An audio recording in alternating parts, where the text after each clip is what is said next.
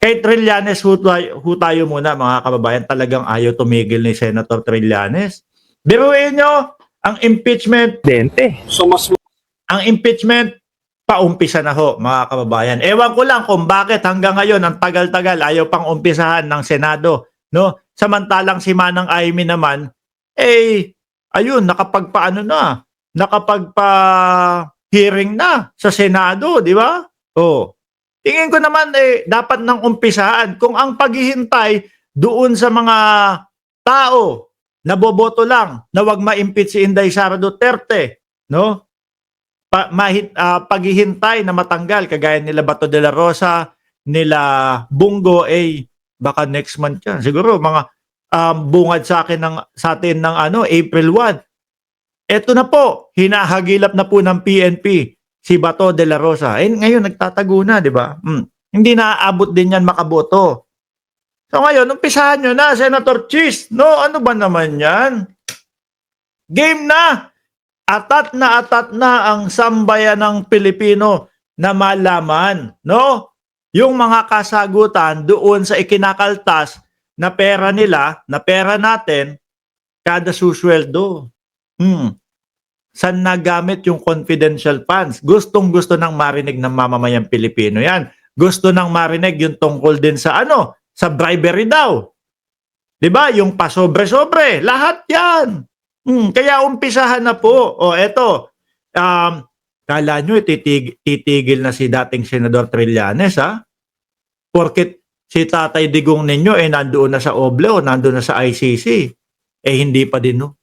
Unang-una, sabi ni Senator Trillanes, yang bank account na yan, hindi ko titigilan yan. No? Talagang kakapitan at panghahawakan ko yan na mailabas at mapirmahan at makita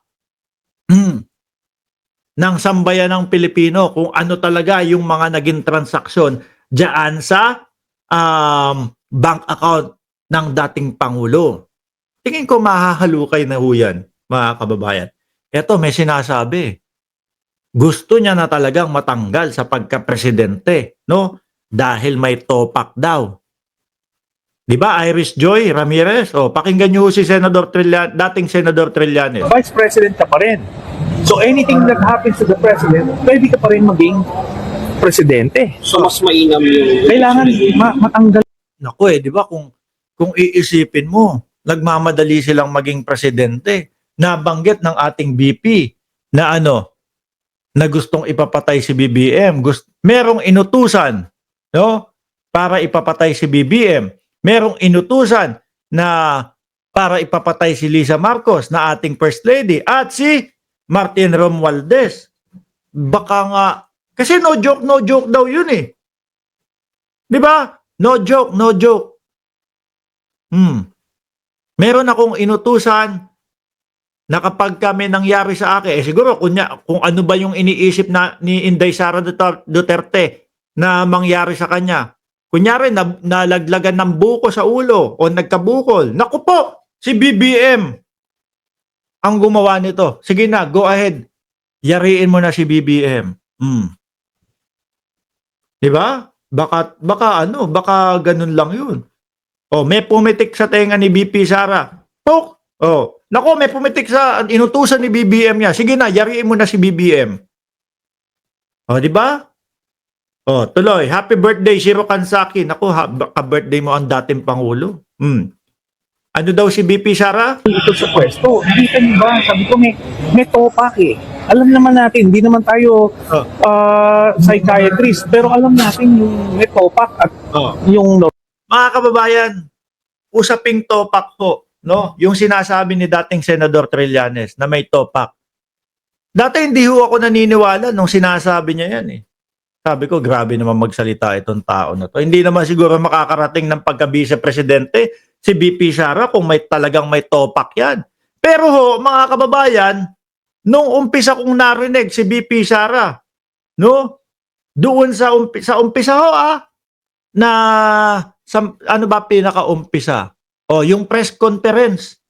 Doon ko siya unang narinig eh. Huhukay ng bangkay Ako makakita lang ako ng bangkay o makakita lang ako ng patay na, ang tagal-tagal ng patay tapos nakita ko lang lumabas lang yung kamay. Kahit papaano, hindi ko na ayoko nang imaginein. Pero ang vice presidente, huhukayin ko yung bangkay, no? Dadalhin sa West Philippine Sea at doon itatapon. Sepulturero. Yung mga sinasabi niya sa press conference na sana, kahit papaano sinasala, sa isip niya na lang yun. No? Inilalabas niya pa. Napapaisip talaga tayong mamamayang Pilipino. Ano ba? May topak ba ang vice presidente? Yung relos. Apple Watch. Apple Watch lang yan. No? Yung relos. Pero mo, habang nagpapa-press conference siya, sinasabi niya na, alam nyo, may humihingi ng relos. Sir, can I have your watch? Ang akala ko naman mga bossing, is, totoy. O kaya, siguro mga 5 taon, 6 na taong gulang, yung humihingi ng relos niya. Dahil ganun yung kinukwento niya. Yung bata, sabi niya, yung bata, hinihingi yung orasan, no? Yung pala, dami ng lublob. Binaliktad ko lang. No? Gagawa na din ng bata. Tapos, nasabi ng ating vice presidente, nung naririnig ko siya, nung nakikita ko siya, gusto kong putulin yung ulo niya. Biruin mo, mga kababayan, normal pa ho ba yun? Mga bossing, umaabot ka sa punto na press conference mo, bayang Pilipinas ang kakausapin mo, mamamayang Pilipino ang kakausapin mo, na nag-aantay. Eto, Inday Sara, may mga katanungan about confidential funds, etc., etc. Tapos tayo naman, naku, ayan na, magsasalita na si VP Sara about doon sa confidential funds. No, rat-rata naman tayo, puntahan tayo doon sa kanilang pa-live na press conference. Yung pala, putulan ng ulo yung maririnig natin. Di ba? Putulan pala ng ulo. Wala palang kasagutan pa din doon sa confidential funds. At ilang linggo ang naging nun, mga kababayan, ilang linggo po ang naging pagitan nun, mga boss chief amo, sir. No? Yun nga po yung pagpunta niya na doon sa sa Congress. Di ba? Balagbag, Mix Hunter. Malamang drama niya ngayon, Yan, ngayon. Yung pagpunta niya ng Congress, doon nagsisigaw at doon sinabi, no?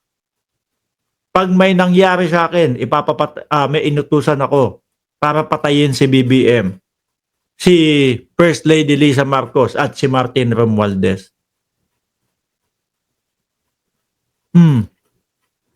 Isipin pa po ba yun ng normal na tao? Hindi na Di ba? Ngayon, yung sinasabi ni dating Senador Trillanes na may topak, medyo napapaniwala na ho ako, ha? Kasi yung mga naririnig natin na sinasabi ng Vice Presidente, hindi na hindi na po normal sa isang taong matino ang pag-uutak, mga kababayan. Di ba? Sabi ni Bentong, normal na mesaltek si Inday. Sabi ni Ivan Michael, dahil birthday ni Digong Piatos, nagdrama-drama sa dahig. Nag-iyakan ba sila doon? Hindi ko nakita, ha? Hindi ko nakita sabi ni Leslie Padilla, happy birthday po, Tatay Digong nila. Sana po maging ICC citizen ka na po. Naku, diyan natitira. Yan yung literal na kahit wala siyang visa, obligado siyang tumira diyan sa diyan sa dahig, no? Or sa the Netherlands. Sabi ni Balagbag, idol Mark, sure na yun, padrama at paawa pa more. May topak daw. Kung ganun ho, mga kababayan, kailangan maumpisahan at mabilisan na yung pagtanggal sa Vice Presidente. No? Bukod po sa mga hindi maipaliwanag na mga confidential funds, etc., etc., at eto nga po, dagdag, may topak daw kasi, kaya kailangan, dali-dali na matanggal. 30K was killed, hindi siya nakakaawa, sabi ni JC Girl.